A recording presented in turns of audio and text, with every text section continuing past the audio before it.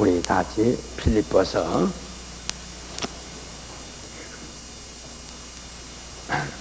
2장 5절로부터 11절까지 또 있습니다. 필립보서 2장 5절로부터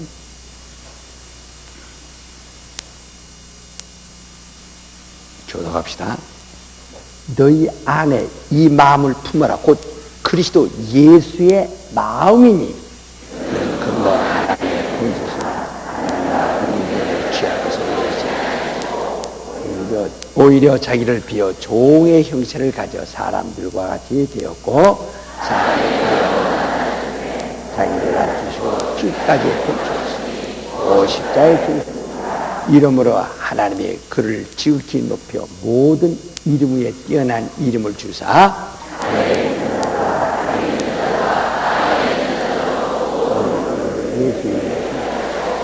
모든 입으로 예수 그리스도를 주라 시인하여 하나님 아버지께 영광을 돌리게 하셨느니라.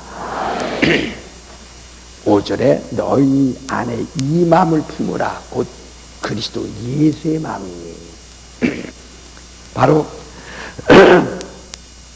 그가 아버지와 동등됨을 취하지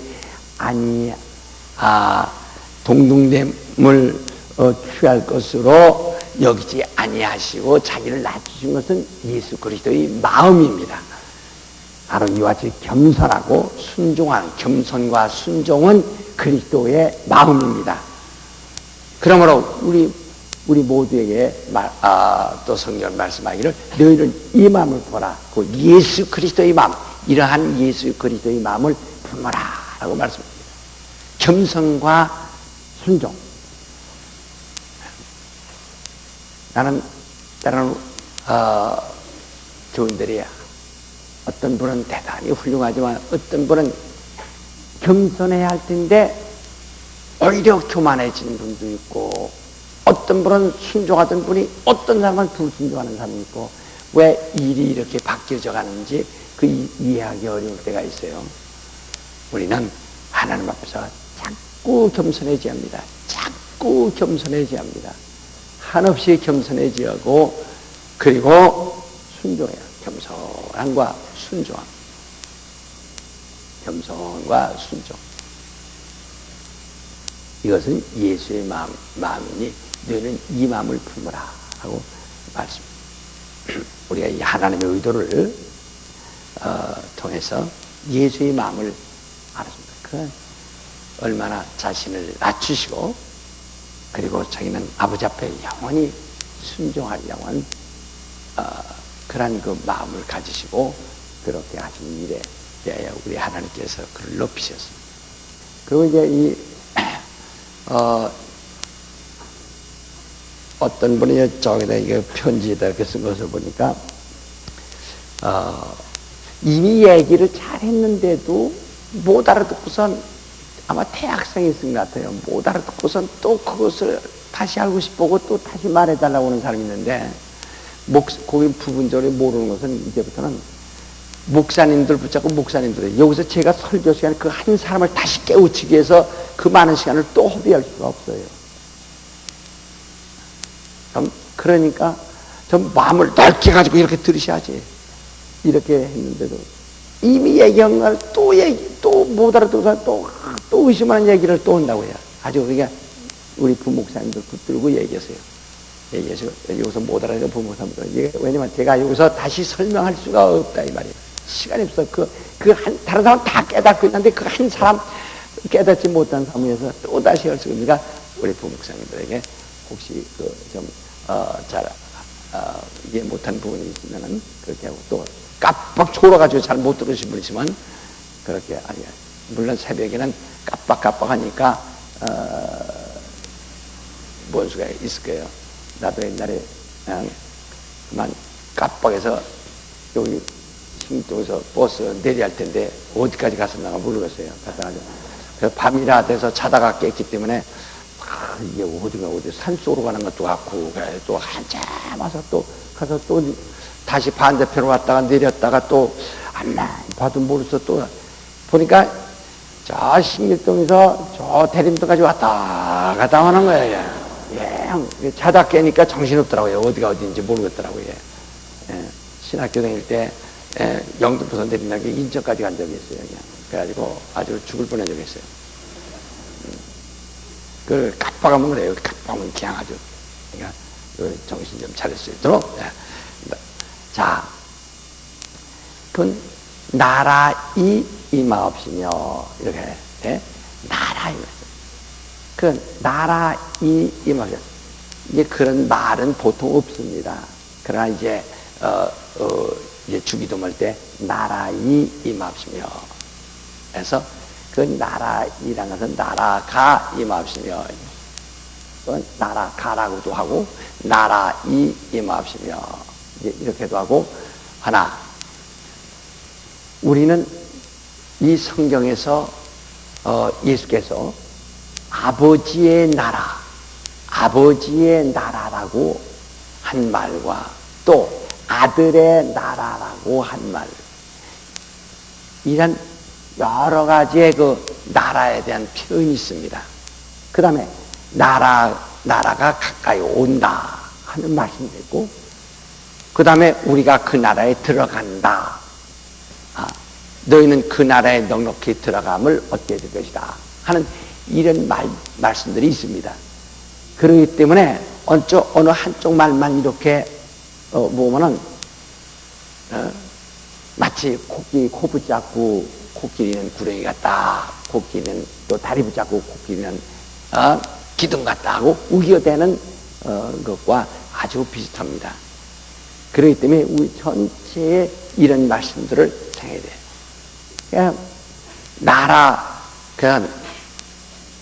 하나님의 나라가 가까이 오고 있다. 회개하라, 천국이 가까이 오고 있다. 하고 있죠.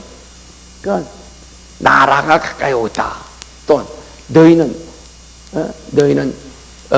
베드로후서 1장에 보면, 1장 10절에 보면, 너희는 예수 그리스도의 나라에 넉넉히 들어감을 얻는다. 넉넉히 들어감을 얻는다. 이게 예수의 나라에 너희가 들어간다. 너희가 들어간다. 또,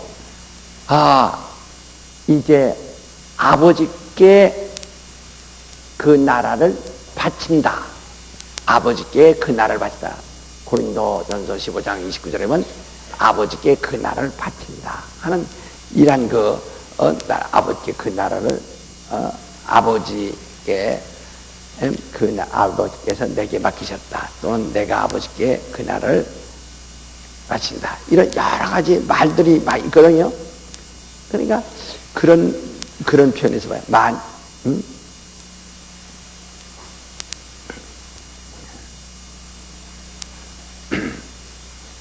또 우리 누가복음 22장 한번 보세요. 누가복음 22장에 보면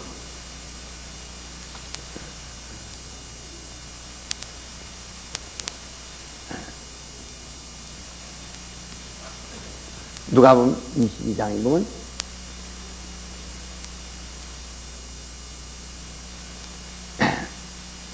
29절 보면 내 아버지께서 나라를 내게 맡기신 것 같이 나도 너에게 맡겨 이렇게 말했어요. 너희로 내 나라에 있어 내 상에서 먹고 마시며 또는 보좌에 앉아 이스라엘 12지파를 다스리게 하려 하노라 이렇게 말했죠. 그러니까 아버지께서 나라를 내게 맡기신 것 같이 나도 너에게 그 나라를 맡겨서 너희도 내 나라에 있어서 내 상에서 먹고 마시면서 또 하게. 고린도전서 여기 이제 아버지가 내게 나라 맡기셨다. 고린도전서 15장 24절 15장 24절에 보면 그 후에는 나중이니 저가 모든 정사와 모든 권세와 능력을 멸하시고 나라를 아버지의 하나님께 바칠 때라. 저가 모든 원수를 그 발 아래 둘 때까지 불갑을 왕노릇 하시리니 이거 말했어요. 그러니까 어디에서는 또 천국이 또 마태복음 3장 2절에 보면 천국이 가까웠다. 그렇기 때문에 여러분이 이 성경의 전체를 어떤 말씀을 하고 있는가를 이렇게 봐야 그래야 그걸 이해를 하죠. 그 한쪽만 보면 천국이 가까이 온다. 그게 마치 천국이 짊어지고 다니는 것 마냥, 예? 그래 천국이 이리 왔다 저리 왔다 하는 것 같이 그렇게 오해야 사람들은 천국이 움직이고 있는 것은 아니거든요. 천국이 가까이 왔다니까 천국이 마치 이렇게 움직이고 있는 것 같이 생각해요. 그 때가 가까웠다. 너희가 천국을 볼 때, 하나님의 나라를 볼 때, 들어갈 때, 그 천국에 대해서 네가 들여다볼 그 때가 가까이 왔다. 때가 가까이 왔다는 얘기지. 천국이 가까웠다니까 천국이 움직인다고 생각만 안 된다. 바로 그 나라가 가까이 왔다. 근데 여기는 이제 누가복음 22장에는 아버지가 아들에게 맡기셨다. 또 여기는 아들이 아버지께 그 나라를 이제 바친다. 이제 이런 말들을 여러 가지를 여러분이 들으면 천국이 무엇을 의미하는가, 어디를 말하는가 이렇게 알 수 있어요. 그러나 우리는 오늘 아주 쉽게 알기 위해서 다른 거 다 거두절미하고 그냥 천국은 곧 하나님이 왕노릇 하시는, 다스리시는, 하나님이 다스리시는 그 하늘을 말하는 것입니다. 그 나라라는 것은 하나의 조직이 있는 곳을 나라라고 하는 것인데, 국가. 그러니까 하늘에는 그러한 영계가 있어서 그 영적 존재들이 있어가지고, 그래서 그러한 그 천사들이 계급적으로 높은 천사, 낮은 천사, 이렇게 여러 천사들이 있다 이 말이에요. 그런 모든 것이 하나의 조직 속에 있다 이 말이죠. 그래서 하늘이란 것은 하나의 조직이 되어 있는 나라, 그 하나님이 보좌에 앉으셔서 임금 되시고 왕이 되시고 왕노릇 하시면서 그 밑에 모든 천사들이 수종들고, 그리고 그 임금의 명령, 왕의 통치에 따라서 이리저리 복종하며 수종드는 그러한 조직되어 있는 곳이 하늘입니다. 네, 하늘이라는 거예요. 그러니까 네 천국이 가까이 왔다 하는 것은 바로 너희가 드디어 천국을 알고 너희가 천국에 대한 소망 가지게 되고, 이제는 그 천국을 들어가고 싶어하는 그때가 가까이 왔고, 이제는 들어갈 수 있는 때가 가까이 왔다는 것입니다. 그러니까 천국 자체가 움직이고 있는 게 아니라 인간들에게 천국을 알게 하는 날, 천국에 들어갈 수 있는 날, 천국을 볼 수 있는 날이 가까이 왔다는, 때가 가까이 왔다는 뜻입니다.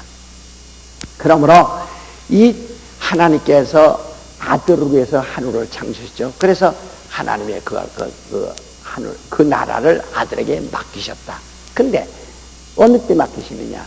그래서 아들이 하늘에 들어가서 보좌에 앉으시고 왕노릇 하실 때, 왕노릇 하실 때, 그래서 이 보좌에 앉으실 때 이미 그에게 아들에게 다 하늘을 맡기셨다 이 말이에요.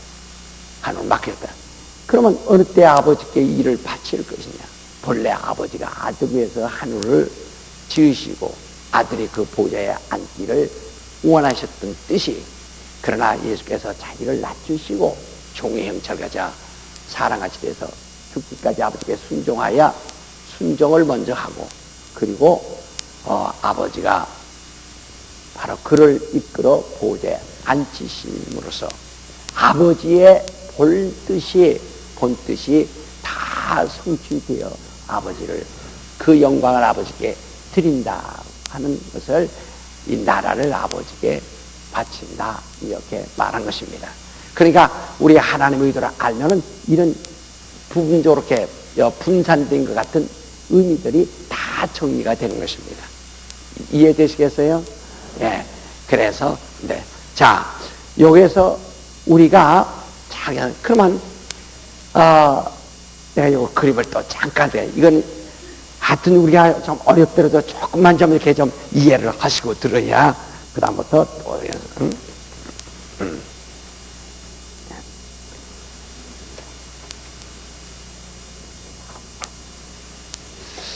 자,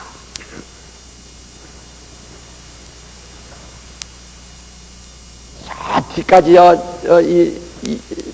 발코니 밑까지 보이게 하기 위해서 조금 내려서 이렇게 모은데요. 자, 그러니까 이게 하나님의 아들을 위해서 지으신 하늘입니다.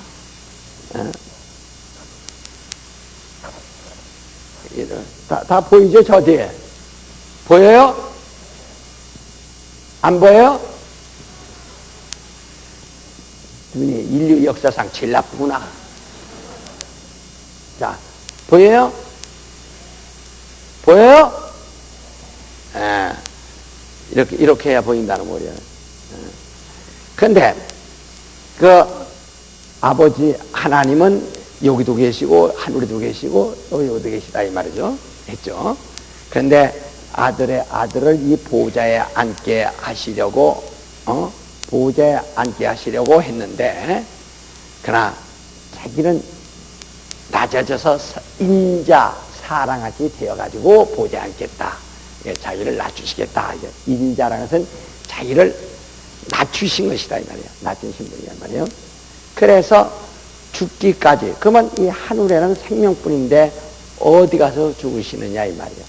그래서 그는 가장 낮은 곳을 택하시고 낮은 곳을 만드는데 그게 바로 이 하늘에 있는 어느 한 부분이죠. 가장 낮은 곳입니다. 그래서 음부란 말은 낮은 곳, 저 아래란 뜻입니다. 그러면 어디를 표현해서 잘하느냐. 그러니까 사람들이 요새 그러더니 음부, 뭐가 잘못됐나?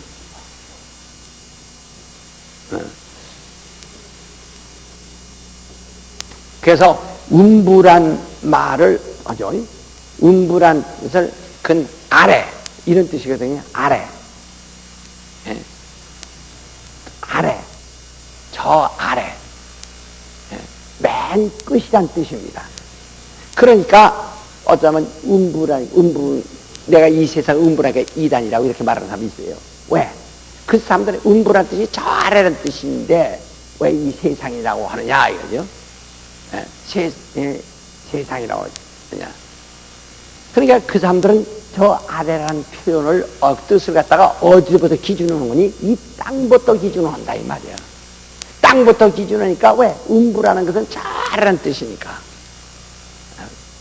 그러니까 이 땅부터니까 저 아래. 나는 땅부터 시작하지 않고 어디부터? 보호자로부터 시작한다 이 말이야. 그러니까 오늘 조금 맹충한 사람들은 말이야. 아니 자꾸 잘해. 그러니까 저 땅속이라는 거죠. 저 땅속. 음부는 하나님 보호자로부터 잘해 떨어진 곳입니다. 그러니까 하나님 보호자로부터 가장 먼 곳이다. 그 음부는 그대로 어둠이 있는 곳입니다. 골로새 1장 에도 마지막 1장 13 들어갔지만 어둠의 권세가 있는 곳이다. 어둠이 있는 곳이다. 그래서 이 하늘은 말씀이 충만하죠. 말씀이 뭐라고 했습니까? 요한복음 1장 1절부터 3절까지 보면 그 말씀에 빛이 있다고 했죠. 생명이 있고 생명은 세상에 비치는 빛이라 그랬습니다. 그러니까 말씀이 없는 곳, 다시 말하면 빛이 없는 곳, 다시 말하면 생명이 없는 곳이 그게 가장 어두운 것이죠. 말씀이 있다면 빛이 있고 생명이 있는데 말씀이 없으니 빛이 없고 생명이 없는 것이다. 그러니까 음부라는 것은 가장 낮은 곳으로서 거기는 말씀이 없는 곳. 그래서 드디어 말씀이 오셨다고 하죠. 육신이 말씀이 오셨다고 하죠. 그전엔 말씀이 없는 것이에요. 그러니까 가장 낮은 곳, 여기에는 말씀이 없다. 또 여기에는 그러니까 빛이 없고 생명이 없습니다. 그러니까 생명이 없으니까 예수가 여기 와서 죽으심을 맛보는 겁니다. 생명. 그러니까 이 세상 사람들이 여기서는 죽습니다. 왜? 여기는 생명이 없는 것이다. 그러니까 하늘나라는 그 생명의 나라라고도 하죠.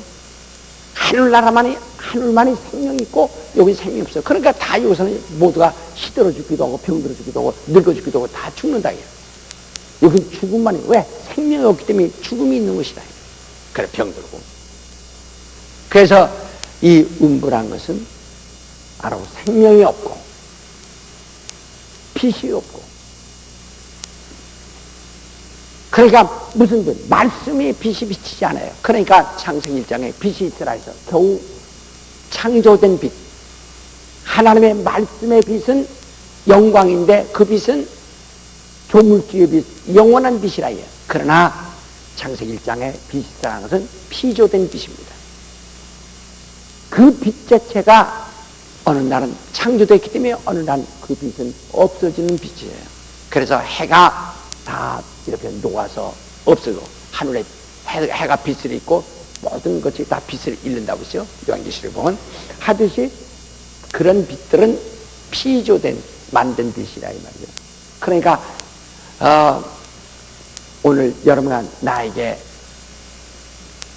비치는 영광, 그것은 하나님의 빛, 하나님의 아들의 빛. 이는 조물주의 빛이죠. 그러나 창세기장에 빛이 있더라 하시니 빛이 있었고 그 빛을 누가 주관해요? 바로 태양이 주관하라. 그러나 이 하나님의 영광은 아들에게 주셔서 아들이 그 빛을 주관하신다. 아들에게 있대.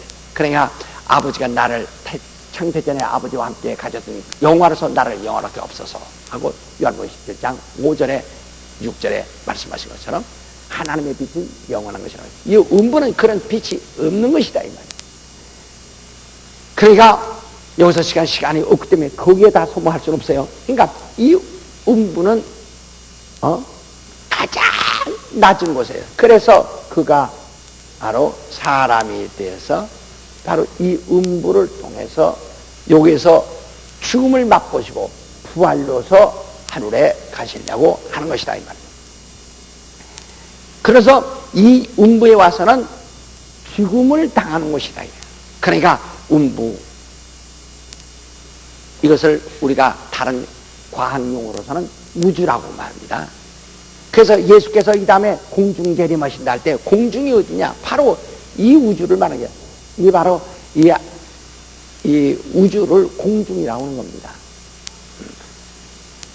그러니까 이게 공중인데, 그러니까 이런 공중대비가 여기 구름 위에 여기에 오신다는 얘기 아니에요.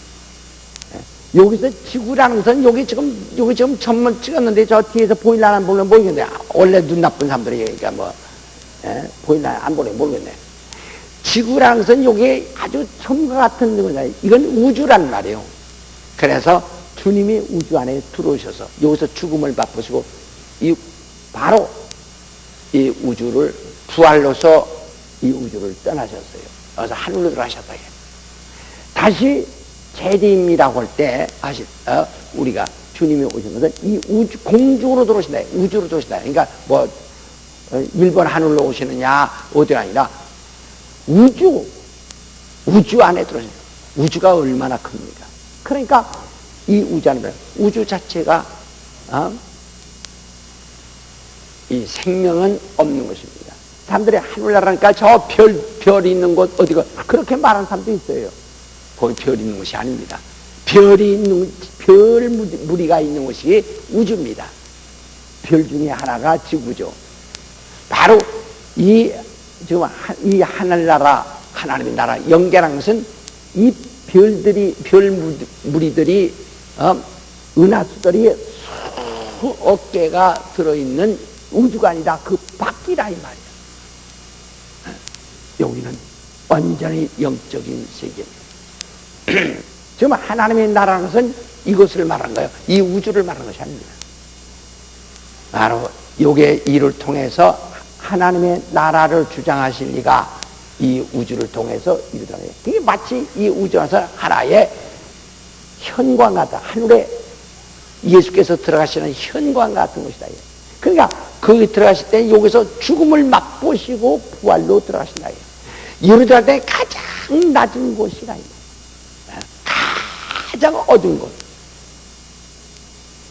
그래서 예수 그리스도 자신을 나는 빛이라 하고 요한복음 8장 말씀이죠. 나는 빛이라. 예수 자신을 빛이라 말씀합니다.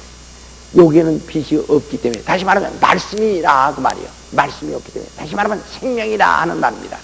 언제나 말씀, 생명, 빛, 이것은 하나입니다. 같습니다. 요한복음 1장 1절로부터 대체 말씀에 있어서 이 말씀이 바로 생명이고, 이 말씀이 세상에 비치는 빛이라 이렇게 말씀했죠.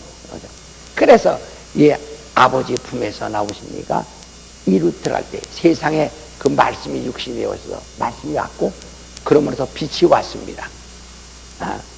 그러므로 바로 내가 그 생명이다.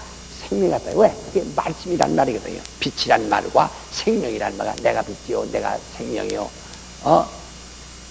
그게 말씀이란 말이에요. 그 오셔서 부활로 이 하늘에 들어가신다. 그래. 그러면 여기에는 처음에는 울타리가 있지 않았어요. 그냥 아주 어두운 것이죠. 다시 말하면 저 사막하고 이런 사막 지대하고 다른 데가 울타리 치고 있는 것이 아니거든요. 그 가다 보면 당연히 점점점 나무가 없어지더니 나무가 없는 모래판만 나오더니 사막이 계속되는 것처럼 말이에요. 바로 이 하늘과 이 우주, 여기에는 무슨 울타리가 없었다 이 말이에요. 다만 여기에는 그래도 하나님의 영광이 있고 다 하나님 말씀이 여기 다 지배하고 있었지만, 이곳은 말씀이 없는 곳, 빛이 없는 곳, 생명이 없는 아주 가장 이렇게 험한 지역이 있었다 이 말이에요. 그래서 왜 그런 영광의 그 좋은 대로 그냥 여기서 그냥 보지 않지 아니하시고 자기를 낮추고 좋은 형체가 더 이렇게 해서 이곳을 통해서 들어가시겠다 해서 이곳을 만드셨던 것이란 말이에요. 그건 하나님의 아들이 들어가시는 현관이에요. 그러니까 가장 낮은 음부, 이 무덤 같은 곳으로 그가 거리를 통해서 죽음을 맛보시고 그리고 부활로 들어가시려고 이렇게 마음먹으셨어요. 그런데 그 사이에 그만 이 하늘에서 난동이 일어난 것입니다. 무슨 난동이 생기냐면 천사가 범죄했다. 여기서 천사는 히브리서 1장 6절에 뭐라니, 곧 아들이 들어오실 때 환영하고 영접하고, 그리고 천사는 정말 수정드는 자들이다 했는데, 거기서 아들이 오실 때까지, 보좌에 앉으실 때가 오실 때까지 거기서 하늘을 잘 지키고 자기 직분을 다하고 있었어야 할 텐데, 그 아들이 들어오시기 전에 잠깐 그 틈에 우리 인간들의 시간으로 말하면 영혼이지. 그만 난동을 피웠다 이 말이에요. 그러니까 하나님의 이름이 보좌에 여호와라는 이름을 두셨는데, 그 이름을 대적했다 이 말이에요. 그 이름을 대적했다는 말은 뭐냐면, 그 이름을 모신 천사가 있죠. 하나님의 사자.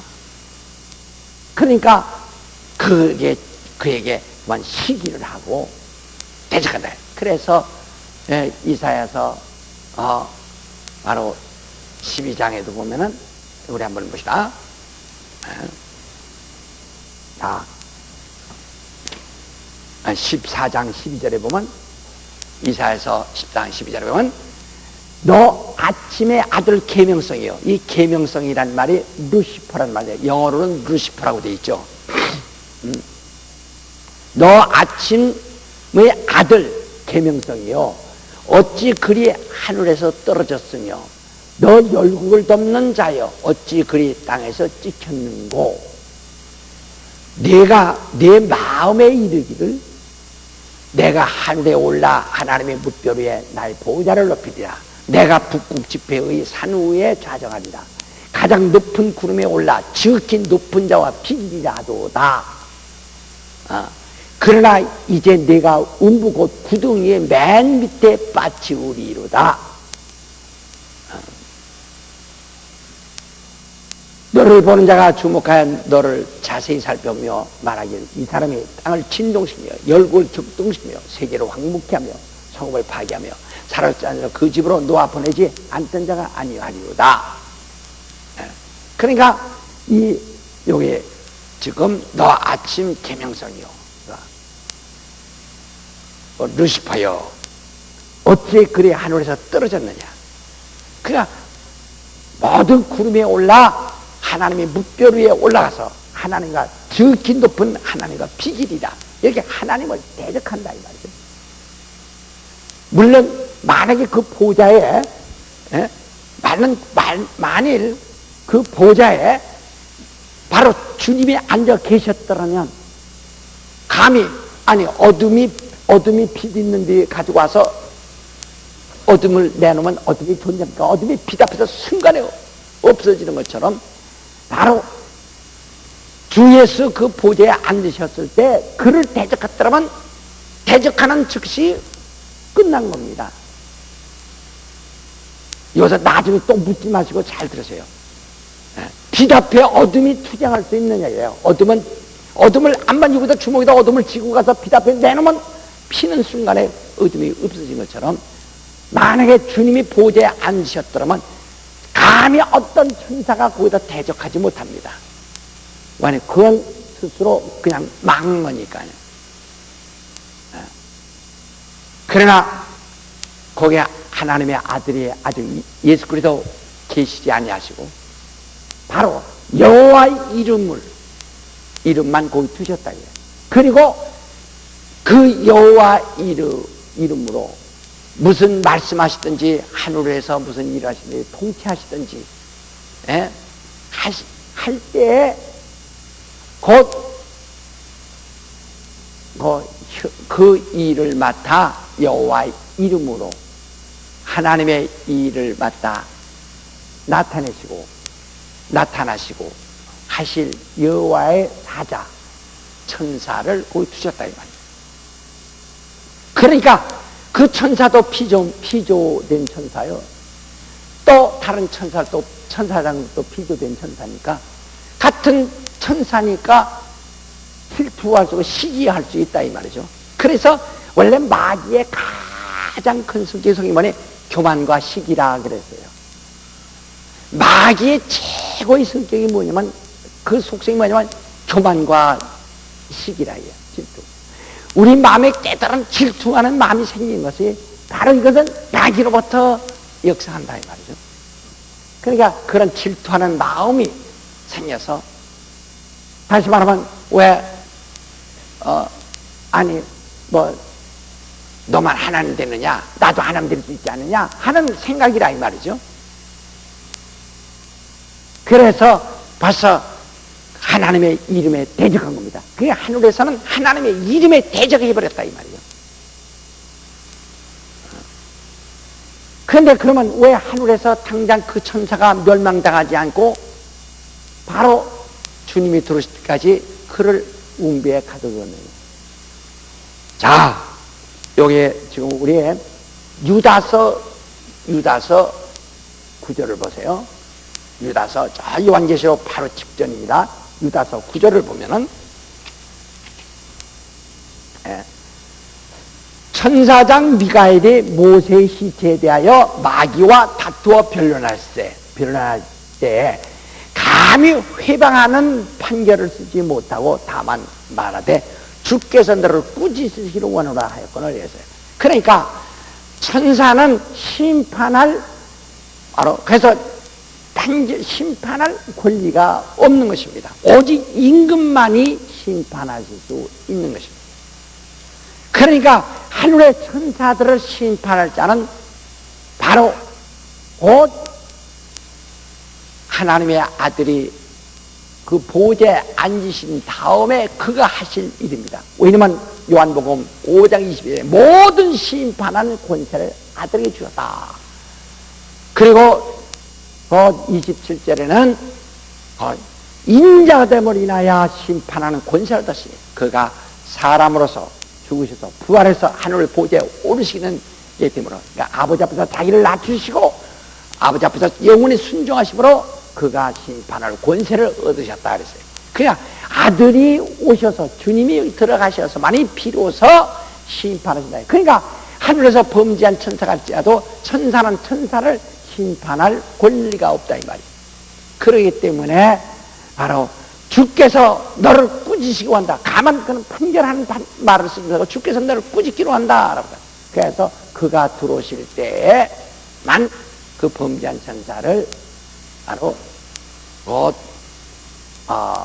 심판할 수 있습니다. 베드로 후서 2장 4절에 보면 하나님이 범죄한 천사들을 용서치 아니하시고 지옥에 던져 어두운 구덩이에 두어 심판 때까지 지키게 하셨으며 그랬어요. 바로 이 음부라는 정말 지옥입니다. 아주 가장 낮은 곳입니다. 아까 이사야서 바로 12장 14절에 말하는 가장 낮은 곳입니다.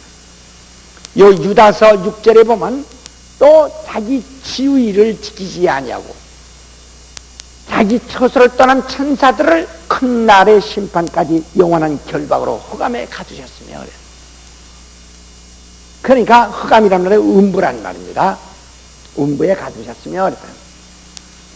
그러니까 범죄한 천사, 여기는 자기 지위를 지키지 아니한 천사라 그랬어요. 그러니까 하나님을 섬겨야 하고 하나님의 이름 여호와 이름을 섬기면서 그 바로 인자가 보좌에 오르실 때까지 하늘을 잘 지켜야 할 천사들이 그만 여호와 이름으로 보좌에 앉으신 이를 그만 대항하고 그를 질투하고 하나님의 이름을 대적했다.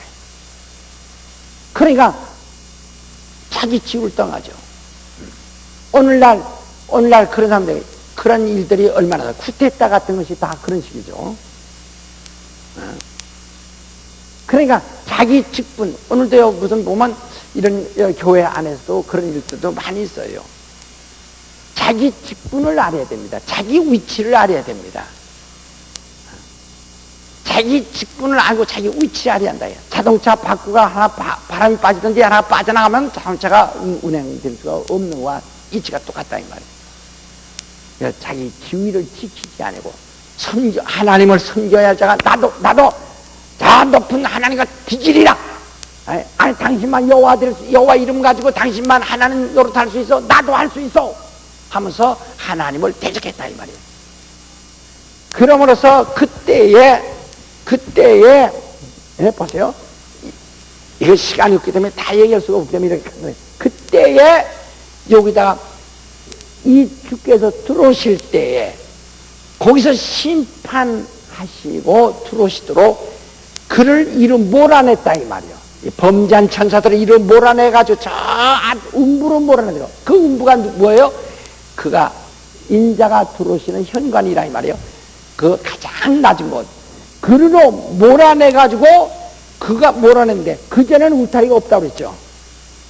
그때 몰아놓고서 이놈들 이 하늘로 들어오지 못하도록 여기서 딴 데로 나가지 못하도록 여기를 결박하고 가두었다 그 말이에요.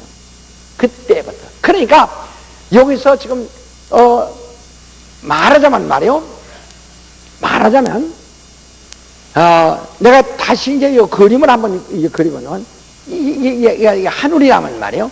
하나만 요게 가장 낮은 곳이다 이 말이에요. 요게 가장 어두운 곳이죠. 다 어두운 곳이다 이거. 제일 낮은 어두운 곳이다 이거. 다 어두운 곳이다. 바로 하나님의 아들이 이리로 들어가시게 될 터인데 바로 이 여기는 빛도 없고 생명도 없습니다. 여기는 죽음이 있는 곳입니다. 가장 낮은 곳입니다. 그러니까 이 범죄한 천사들은 이로 몰아붙였다 이 말이에요. 그리고 그전에는 이 울타리가 없어요. 여기 다 울타리가 없는 거 다 이거 다 울 때가 필요 없는 것이죠. 범죄한 천사한테 가놓고 그때 여기 결박해버렸다. 이거 나오지 못하도록. 너는 주님 오실 때 이놈들 심판을 받아라. 그분한테 판결을 받아라. 하고서 이 하늘에서 범죄한 천사는 전부 이로 다 몰아 가둬가 버렸다는 겁니다. 무슨 얘기인지 아시겠어요? 그러니까 요 결박은 처음부터 결박된 것이 아니고 바로 범죄한 다음에 이리로 몰아붙이고, 그러니까 음부는 하나님의 아들이 자기를 낮추고 종의 형체를 가져 바로 들어가시려고 하는 장소였는데, 그동안에 범죄했기 때문에 범죄한 천사들을 그로 몰아붙이고 그들을 위해서 결박을 만들었다 이 말입니다. 무슨 얘기 아시겠어요? 그러니까 이 결박되어진, 그래서 이 하늘과 그 창세기 1장이면 운물과 아랫물, 운물과 아랫물에서 아랫물이라 하는데, 그건 전부가, 왜냐면 이 우주 자체가 전부가 안개마냥 되어 있는데, 그것이 안개마냥 되어서 안개가 물방울 되듯이 아래로 내려가고 위로 올라가서, 아래는 지구 덩어리가 된 것이고 위로는 우주 벽을 친 것이다 이 말이에요. 그래서 하늘과 이 영원한 영계와 이 우주 사이는 물벽으로 쳐져. 이것은 요새 과학자들도 희미하게 발견하고 있어요 지금요. 그러니까 이 물벽으로 이렇게 완전히 쳐진 거죠. 그 위가 아래와. 그래서 이 지구는 바다에서 올라온 것이 땅입니다. 그러나 요한계시록 22장이 보면 바로 그날은 그 바다가 있지 아니하더라. 바다가 있지 아니하죠. 이 22장이 보면 바다가 있지 아니합니다. 그것은 바로 이 물은 이 안에 속한 것이고 이 바깥이니까, 이 다음에 하늘은 새하늘과 새 땅을 보니 거기는 바다가 있지 않더라 그랬어요. 지구에서는 바다에서 육지 들어가는데 그건 바다가 있지 않죠. 왜냐하면 그것은 이 바깥이기 때문입니다. 지금 그걸 다 지금 시간 없으니까 얘기할 수 없어요. 이해하시겠어요? 네. 그러니까 이 영원한 결박이라는 범죄한 다음에 우주를 거기다 그 어두운 곳에 그를 쳐놓고 결박해버렸다 이 말이에요. 왜? 심판 때까지 나오지 못하도록.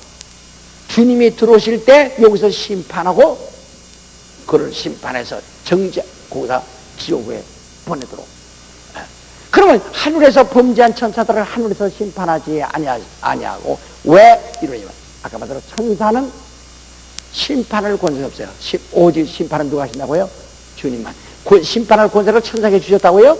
아니요. 아들에게만 주셨기 때문에 아들만이 심판. 그러니까 하늘에서 천사들이 범죄했을지라도 아무도 그를 심판하지 않는다. 여호와란 이름을 가지신, 여호와 하나님의 이름을 가지신 천사라도 바로 그 범죄한 천사를 심판하지 아니하신다. 감히 해방하는 말을 쓰지 않는다. 그러나 오늘날 사람들은 교회 안에서 무익하게 사람을 판단하고 심판한다 하는 얘기가 유다서 얘기 말이에요. 그래서 이 사람들은 정말 물 없는 비 없는 구름과 같은 존재들, 가치 없는, 구름만 시커멓게 떴지 가뭄에 비 한 방울도 내려주지 아니하는 그런 무익한 존재들이다.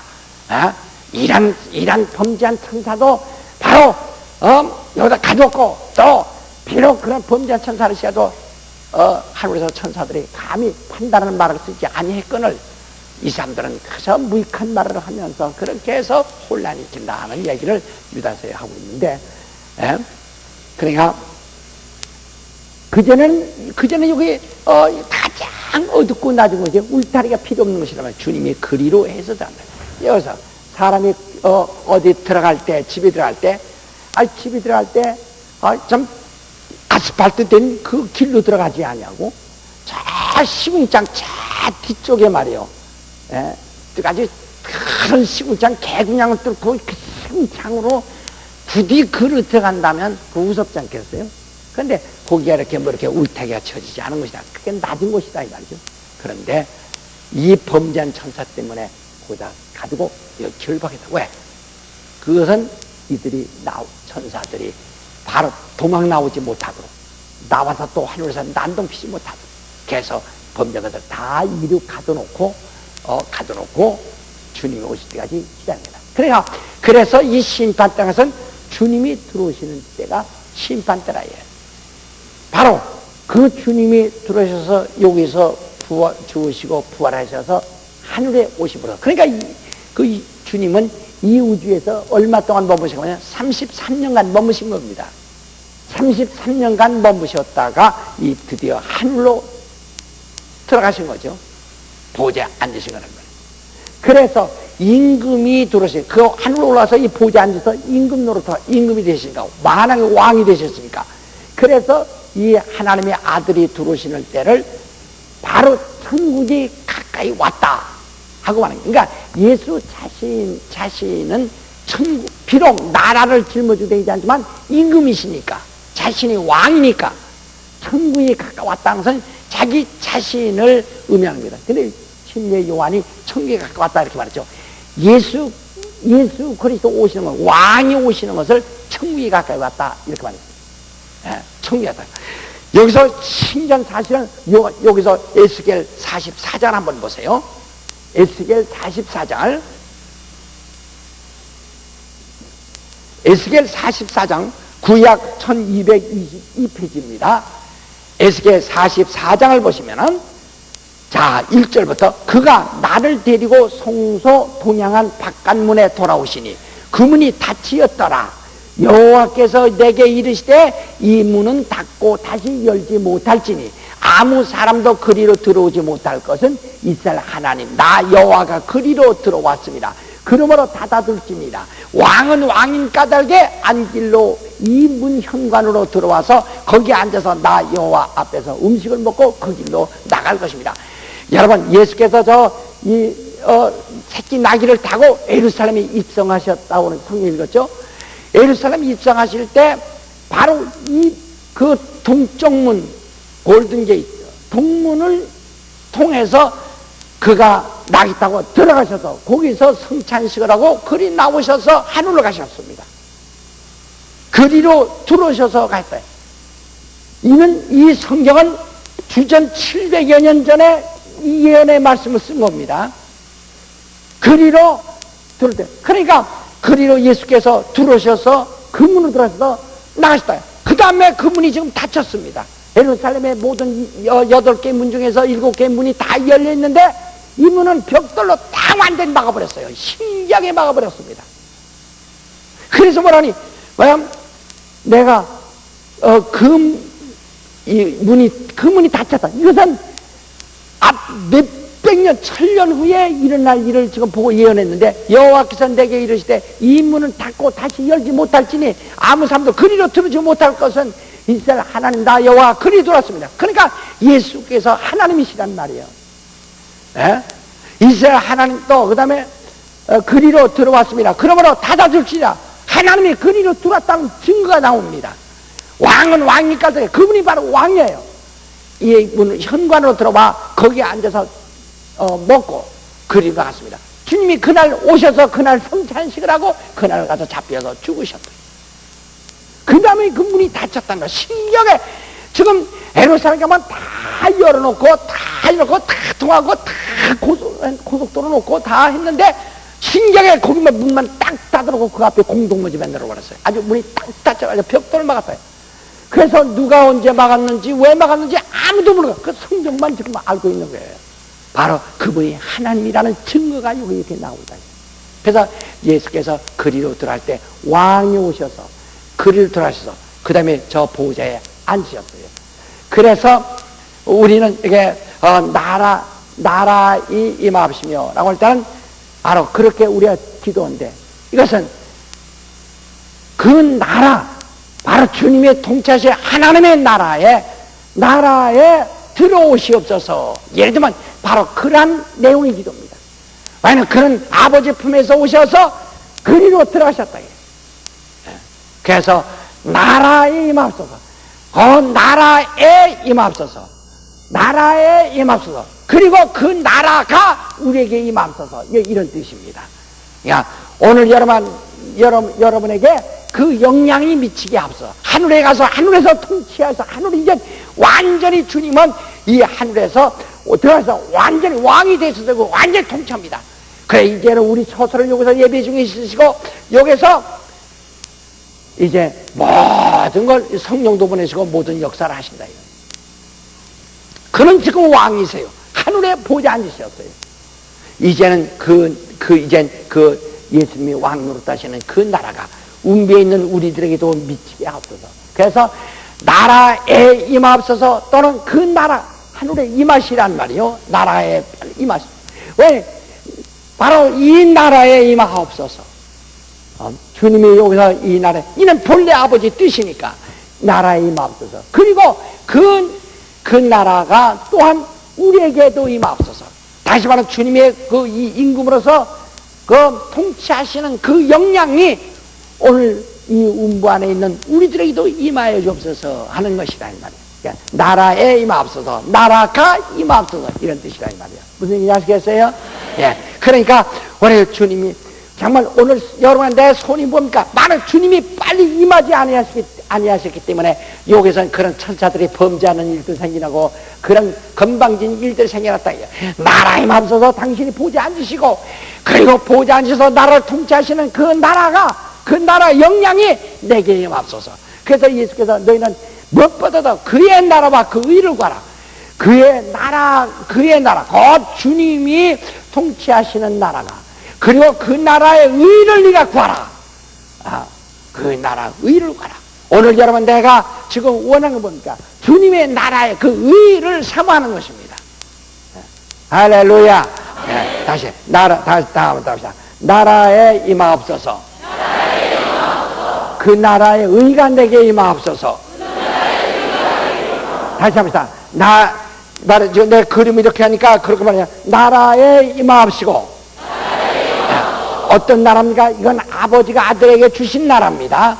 근데 아직 그가 왕으로 오르지 않으셨었단 말이에요. 그래서 나라에 임하옵소서. 이제는 오르셨어요. 2000년 전에. 나라에 임하옵소서. 곧 나라에 임하옵소서. 아버지가 아들에게 주신 그 나라에 임하옵소서. 그리고 그 나라의 의가 내게 임하옵소서. 이런 뜻이라 이 말이에요. 무슨 얘기 아시겠어요? 그러니까 오늘 여러분, 나는 그 나라의 의가 내게 들어오기를 해요. 그 나라와 그 의를 구하라 그랬죠.